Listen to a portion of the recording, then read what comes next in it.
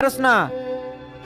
বিলাই মাসি, আমাকে গাছে কিভাবে উঠে সেটা শিখাও। আমি ওর থেকে বদলা নিতে চাই। যদি আমাকে না শিখাও তাহলে তোমাকে খাইয়ে ফেলাবো। না সিংহ, আমি তোমাকে এখনই গাছে উঠানো শিখাচ্ছি।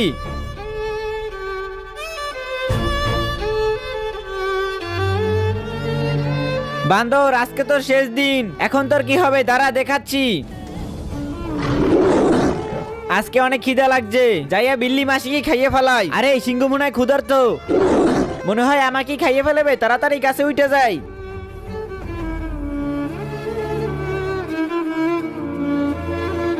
বিল্লি মাসি, এই গাছে কিভাবে উঠে তুমি সেটা আমাকে শিখাও নাই কেন?